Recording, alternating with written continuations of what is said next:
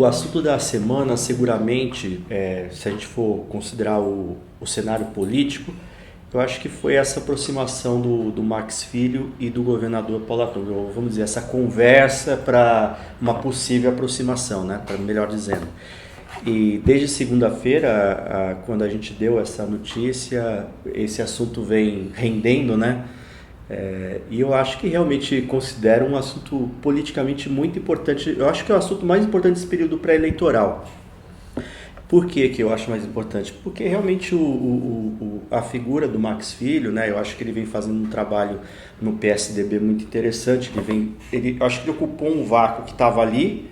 Ele entrou nesse vácuo e foi fazendo esse trabalho de reconstrução do partido.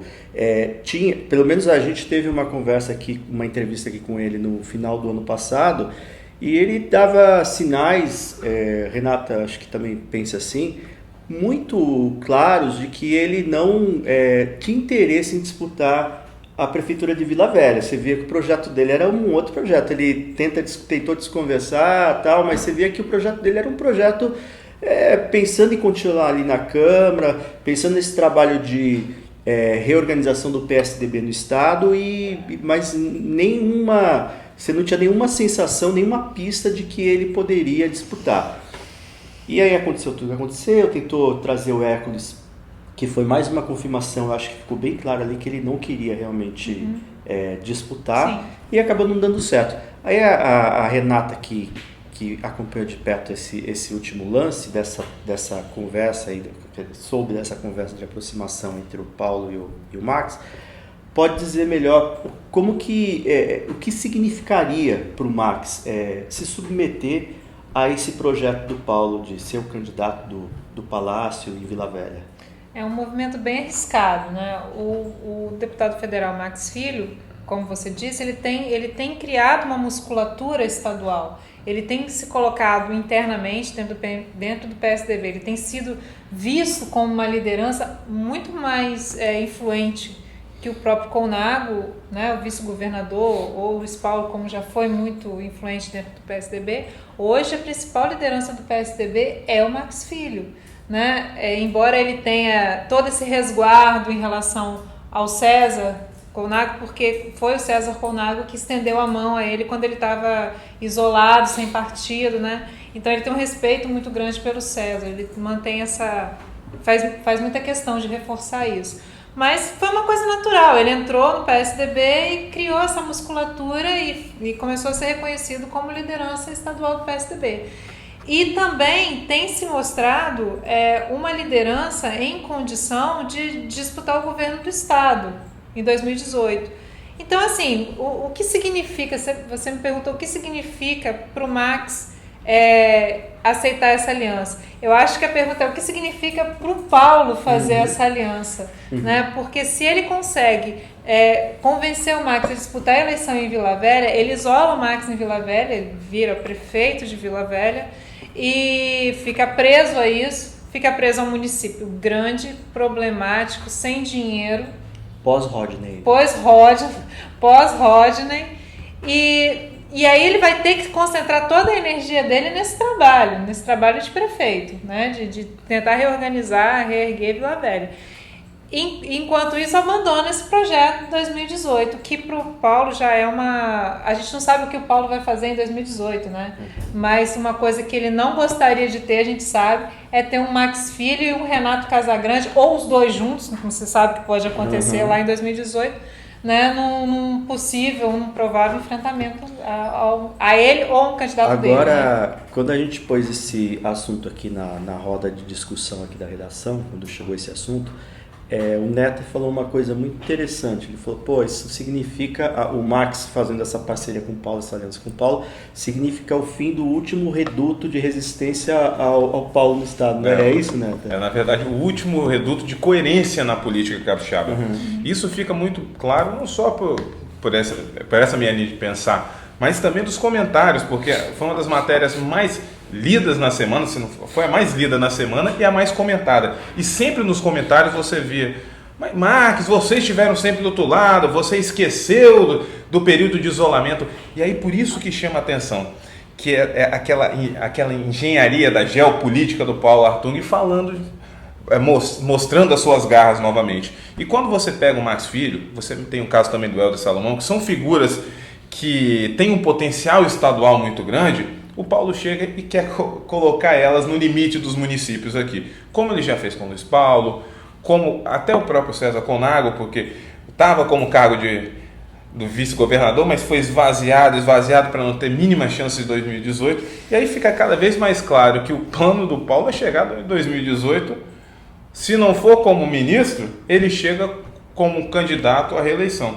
E aí para o Marques, agora voltando à questão de Vila Velha, é muito delicado para a memória do eleitor do Marques, que sabe o que ele sofreu na época da prefeitura de Vila Velha, que o município não via um centavo da administração estadual, e agora ele vai, e aí nas palavras de um comentarista, ele cai no canto de sereia do imperador. Eu acho que isso que não ficou muito certo, e por isso a reação do Marques tentar negar isso, mas que houve reunião, e que há essa preocupação do Paulo de estar num palanque vencedor em Vila Velha, porque ele sabe, por Rodney Miranda, é muito complicado você carregar um palanque tão pesado quanto o do Rodney nessa eleição de Vila Velha.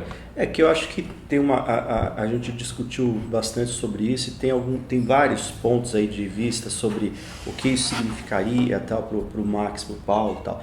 Mas tem uma coisa que é bastante interessante. Você vê que quando você olha para o Max, por tudo isso que a gente já falou dele, a gente não consegue entender qual seria a necessidade do Max de fazer esse jogo com o Paulo, porque necessariamente se ele fizer a aliança e aceitar a candidatura para a prefeitura e vencer, claro que ele vai ficar na mão do Paulo, principalmente por você ter um município bastante fragilizado financeiramente falando, quebrado, vamos dizer assim.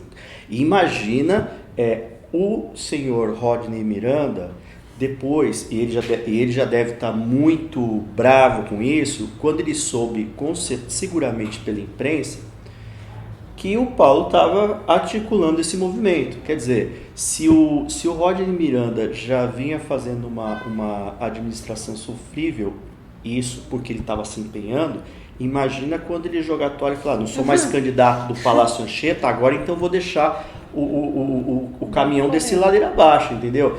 Porque a questão que eu acho, essa é uma questão interessante, porque você necessariamente, e isso não serve só para o Max, todo mundo que está pensando em disputar as eleições municipais agora em outubro, está pesando muito essa questão de ter ou não ter o apoio palaciano, não é só para ganhar a eleição, mas é pensando depois da eleição.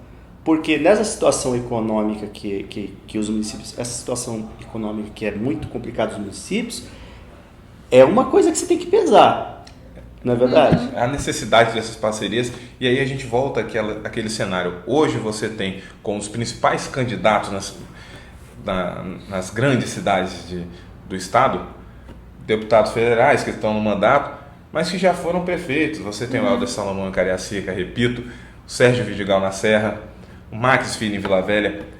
Fica claro que caso eles sejam eleitos, a comparação vai ser com os mandatos anteriores, não só com o antecessor. Por isso nenhum deles quer realmente disputar, né? Estão sendo colocados nessa conjuntura, mas querer mesmo nenhum deles quer. Agora, Renato, todo mundo estava correndo, né? Todo mundo me correndo. fala uma coisa, lembra que o Paulo, quando venceu a eleição, ele disse o seguinte, uma das coisas que ninguém põe a mão no fogo, não é que não é só um mandato, não vou disputar a eleição e tal, né? Ninguém sabe.